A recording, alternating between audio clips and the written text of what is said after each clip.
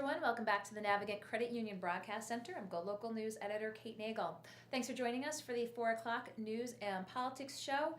Ray Rickman kicked it off with his big view, as he does every week. Want to thank the former state rep for coming in, giving his video editorial, as he does every week here at Go Local. Some big news today out of Rhode Island Housing, approving close to $3.8 million in awards for 6 different projects for revitalization, urban revitalization here in the state. Now, this was part of money put aside from the affordable housing bond approved by voters in 2016.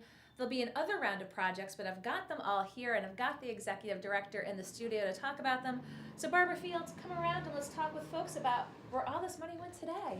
Thanks for coming in. Oh, glad to be here. I appreciate your coming in to tell folks. They went to the polls in 2016. They said, we want to support affordable housing. And as part of that, it was revitalization as well, to make the city and the state just better for existing projects that are out there. And you awarded close to 3.8. I say you, the board. Yes, I personally know. We're very excited. This was a $50 million bond, and $40 million of it will go strictly to housing, and there are applications due December 15th. But we had a $10 million pot that was for urban revitalization across the state, and we're really excited about today's awards. So we've got 6 here, and I've got them. Now, let me just go through as well. When the RFP went out in July, there were 18 proposals requesting $10 million, but some of those didn't meet the requirements. Right, we had threshold requirements, and so several of them didn't meet that. We reviewed them internally, and we had a group of about 12 outside partners who also reviewed it with us. Okay, very good. So I'm going to start going down the list. We'll talk about the projects. $1 million for the Dexter Adult Learning and Workforce Development Hub in Central Falls, in a vacant building on Dexter Street, formerly the Dexter Credit Union. Yeah, this is a once-in-a-generation transformational project, and we're very excited to work with the City of Central Falls and Rhode Island College, which will locate an adult learning center there. Very, very exciting, and they were on hand today when the board voted, and it was hard to contain the excitement.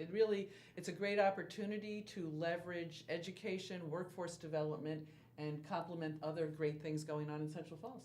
And speaking of complementing, this money that comes from Rhode Island Housing is part of a bigger pot that gets to make these projects available. The estimated cost is $5.8 million, so you help that reach that. Right, we call that leveraging. We put in money, the last money in. The projects all had to be ready to go within 6 months. Okay. So that was one of the threshold criteria. So we didn't want this money to sit around. Yes. We wanted this money to go out, and we want to be able to go and see projects working and moving forward by next summer. So do we anticipate a few ribbon cuttings? Well, I don't know if we'll get to ribbon cuttings, but we'll have a number of groundbreakings, and we'll see construction workers going to work, and really blighted properties that are being rehabilitated will be back on the tax rolls in these cities, really producing for the local community and providing opportunities.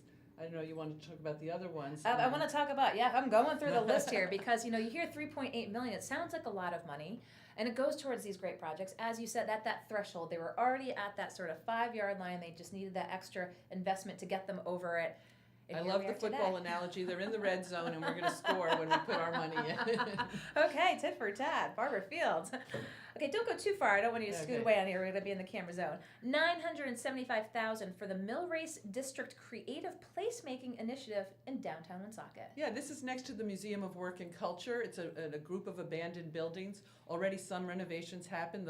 To be typically Rhode Island, the former Mulvey's Hardware is now commercial space with 6 or 7 residential apartments. It's the same type of idea, where this will be commercial space that's renovated for local businesses, and there'll also be residential apartments, but this money is into that commercial space. Okay, 58 live-work units, 6 commercial units, part of this project by the Blackstone River. Okay, let's go to number 3.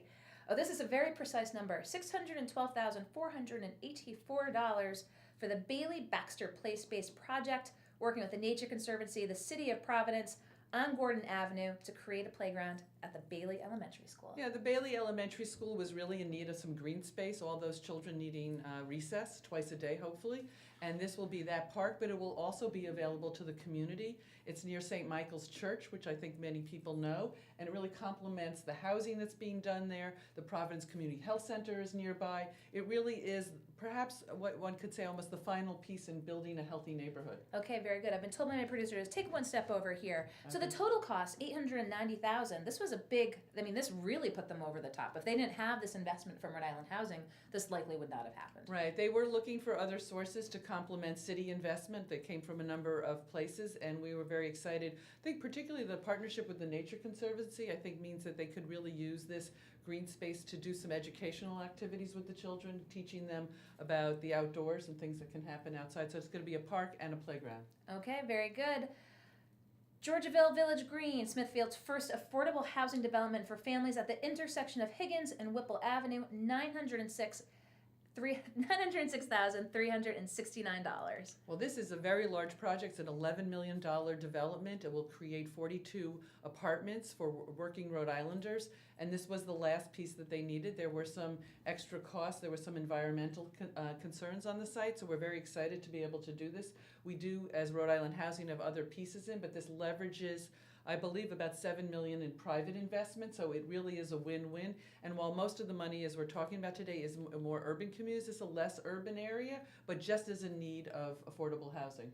Okay, and the last couple are for SWAP. Stop Wasting Abandoned Properties. There's $146,000 for Rugby Street. Can you talk about that one? Yeah, there are two investments into SWAP. They are one of the best producers of home ownership opportunities. Both of these grants will go to build home ownership, but each of these homes may also have a rental unit. So while we're creating new home ownership opportunities, there will also be apartments for people to rent. Okay, very good. So these are the 6 projects today, nearing $3.8 million. But there's another round coming up. Yes, we have $10 million, and we anticipate perhaps in March or April we will launch another RFP. There's $6 million out there. Please encourage your listeners to get ready to come in, apply, call us with questions, but we really hope to be able to deploy the rest of the money in 2018. And do you think that's important, call ahead of time? A lot of time when you're applying for grants, you might think that, it's asking for the answers for the test beforehand. But could it help some people that, as you said, might not meet that threshold to say, okay, look, you're just not at that point. You need to do this before even putting in an application. As someone who, have one in college and one in high school, you shouldn't call ahead and ask what the questions are. But in this case, Kate, you're absolutely right. We have a great team in our development division, and I really urge people to call if they have questions. We will meet with people, talk about their projects, make recommendations.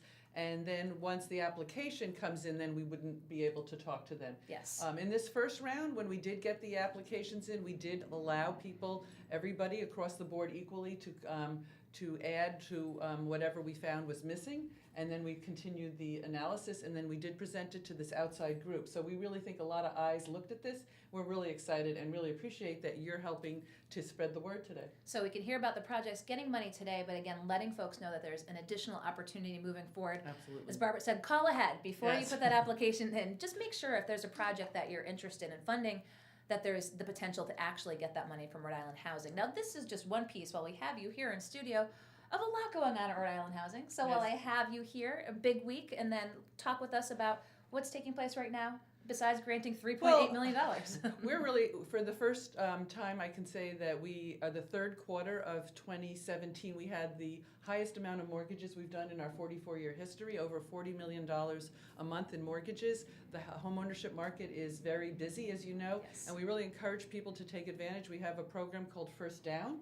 It's available in 6 communities: Pawtucket, East Providence, Cranston, Warwick, and Woonsocket.